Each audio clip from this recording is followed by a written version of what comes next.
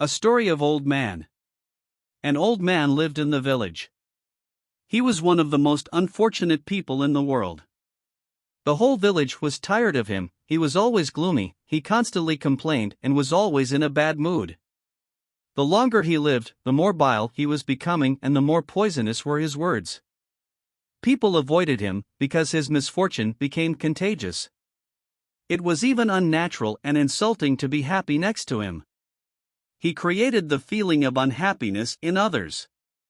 But one day, when he turned 80 years old, an incredible thing happened. Instantly everyone started hearing the rumor. An old man is happy today, he doesn't complain about anything, smiles, and even his face is freshened up. The whole village gathered together.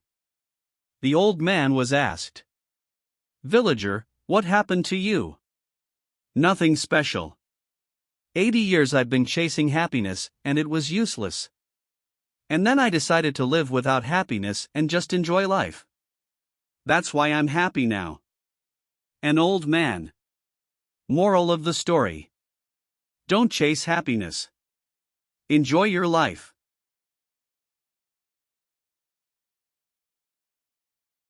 There once lived a great warrior. Though quite old, he still was able to defeat any challenger. His reputation extended far and wide throughout the land, and many students gathered to study under him. One day an infamous young warrior arrived at the village. He was determined to be the first man to defeat the great master.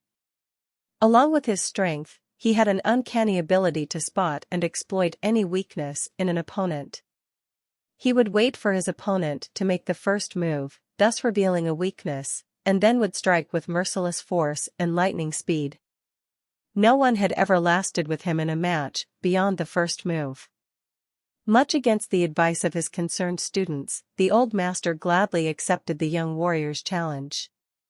As the two squared off for battle, the young warrior began to hurl insults at the old master. He threw dirt and spit in his face.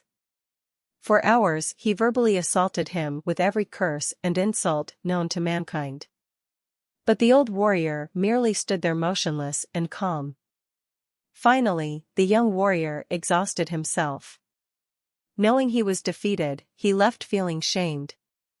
Somewhat disappointed that he did not fight the insolent youth, the students gathered around the old master and questioned him. "How could you endure such an indignity? How did you drive him away?" "If someone comes to give you a gift and you do not receive it," the master replied, "to whom does the gift belong?" People's reactions to this story. The old warrior must have been thick-skinned. "I would hesitate, he who hesitates is lost, to call insults a gift, but this reminds me of child's saying, 'I'm made of rubber, you're made of glue, everything you say bounces off me and sticks to you.' To win without violence is the greatest victory." Reacting to insulting behavior only serves to give the insulting party exactly what they want. Perhaps the master did accept the gift. The gift was victory. The master needed only stand there and take it to accept his gift. If you do not receive someone's gift of insults, you haven't been insulted. The young whippersnapper obviously fell into his own trap. With the first insult, he gave away victory to the old man by displaying his own weakness. It's not what happens to you that matters, it's what happens in you. This story reminds me of something I read in one of my Aikido books. Two old, great masters were preparing to fight in a kendo match, Japanese swordsmanship. When the match started, neither one moved from their fighting stance. In fact, they both stayed exactly still for 5 minutes until the match was finally called a draw. If they made the first move, it would reveal their weaknesses, and they would be defeated. Now that is awesome. An insult is like a glass of wine. It only affects you if you accept it. This story reminds me of the question, if a tree falls in the forest, and no one is around to hear it, does it make a noise? The same question can be asked in this story, paraphrasing: if an insult falls on deaf ears, who is insulted? The older warrior had no other choice but to not move and stand fast. He understood his own limitations and through his years of experience also knew his opponent's strengths. He was once a young warrior too. If I may be so crude, I'd say that our infamous young warrior got his ass kicked. This reminds me of my mother's words: if you throw stones into a slushy puddle, it is bound to splash back on you.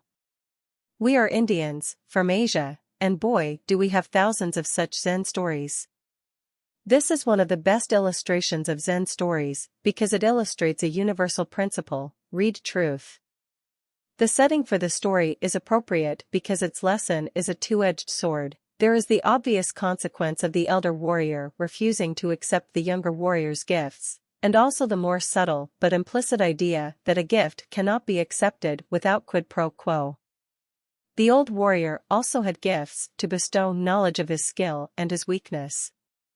The younger man, because he focused only on weaknesses, was blind to the older warrior's proffered gift, and therefore refused it. So the elder retained his strengths, while the younger went away empty-handed. It illustrates the universal truth that whatever you give is what you receive, or whatever goes around, comes around.